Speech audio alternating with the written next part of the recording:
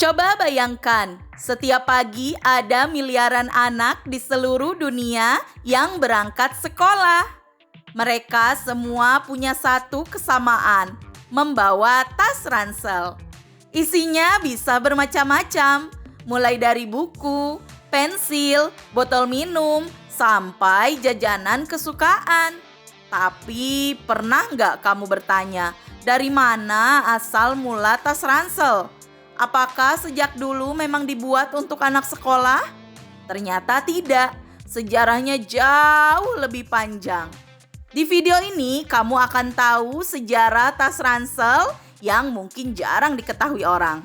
Bersama Salse Digital, belajar asik dengan Clay Animation. Jangan lupa untuk like, komen, dan subscribe channel ini supaya kamu tidak ketinggalan video-video menarik lainnya. Sejak ribuan tahun lalu, manusia sudah mencari cara praktis untuk membawa barang. Suku-suku kuno di Eropa Utara misalnya menggunakan keranjang dari anyaman kayu yang dipasang di punggung dengan tali. Di Tiongkok kuno, ada catatan tentang pedagang keliling yang menggunakan kantong kulit besar untuk membawa barang dagangan. Tapi bentuk ransel modern baru muncul sekitar abad ke-19. Tentara di Eropa mulai memakai tas dari kanvas tebal dan kulit dengan rangka kayu sederhana untuk menopang beban. Isinya bukan main, senjata, pakaian, makanan, bahkan perlengkapan medis. Bisa kamu bayangkan beratnya? Ada yang mencapai 20 hingga 30 kg. Bagi tentara, ransel bukan sekadar tas. Itu adalah rumah berjalan yang harus dibawa kemana-mana. Ketika Perang Dunia ke-1 meletus tahun 1914, desain ransel berubah lebih serius. Tentara Jerman punya ransel yang disebut tornister, berbentuk kotak dan dilapisi bulu hewan agar tahan cuaca. Tentara Inggris punya versi kanvas besar dengan banyak kantong. Setiap detail dipikirkan, mulai dari ruang untuk bayonet hingga tali tambahan untuk menggantung peralatan masak. Saat Perang Dunia Kedua, kapasitas ransel makin ditingkatkan.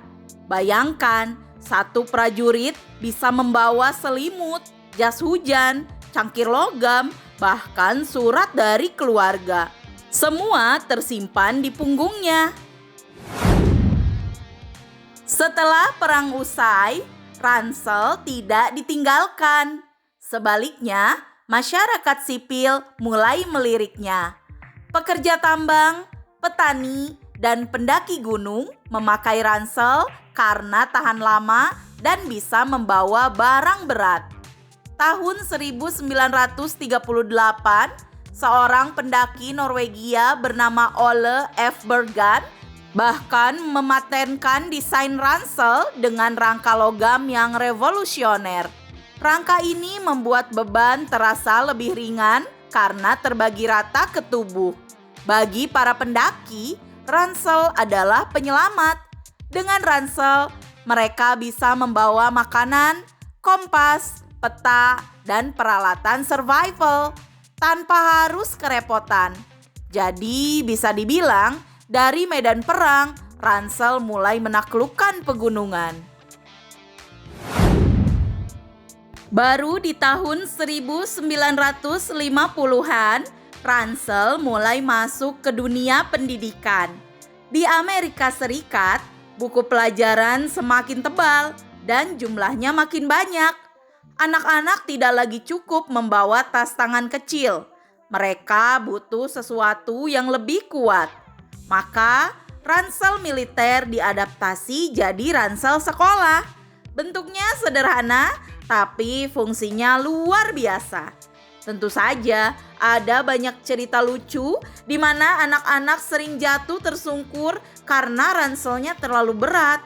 Atau ada yang membawa buku setebal bantal Tapi buku itu justru dibiarkan tidur manis di dalam tas, tidak pernah dibaca. Jangan ditiru ya. Di Jepang ada tradisi khusus dengan ransel yang disebut randoseru. Tas kotak keras ini dipakai anak-anak SD sejak lebih dari 100 tahun lalu. Bentuknya unik, kualitasnya tinggi, dan harganya bisa mencapai jutaan rupiah. Orang tua di Jepang bahkan menganggap randoseru sebagai investasi untuk masa depan anak.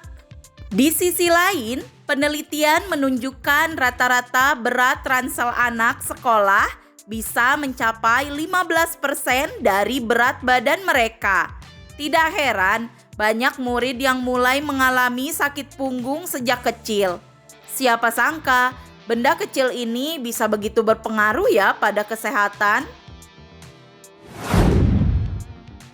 Masuk ke era 1980-an, ransel berubah jadi simbol tren. Merek-merek terkenal mulai merilis ransel sekolah dengan desain warna-warni.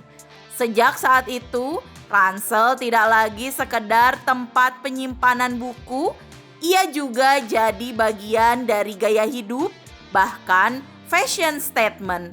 Beberapa ransel populer di era ini masih bertahan sampai sekarang, seperti JanSport yang pertama kali dibuat pada tahun 1967. Hari ini, ransel hadir dalam berbagai bentuk dan fungsi. Ada ransel laptop dengan bantalan empuk untuk melindungi gadget. Ada ransel hiking dengan kantong air minum tersembunyi. Ada ransel travel yang bisa dilipat sekecil botol air mineral. Dan tentu saja ada ransel super modern dengan panel surya untuk mengisi daya ponsel. Bahkan beberapa ransel punya sistem anti maling yang canggih banget dengan resleting tersembunyi dan material anti gores. Jika dulu tentara membawa amunisi, sekarang mahasiswa membawa power bank dan charger. Dunia memang terus berubah. Siapa sangka benda sederhana seperti ransel punya sejarah panjang dan menarik. Dari suku kuno ke medan perang, lalu ke ruang kelas, ransel selalu ada untuk menemani manusia membawa beban hidupnya. Lain kali saat kamu memanggul ransel, ingatlah kamu membawa warisan sejarah ratusan tahun di pundakmu.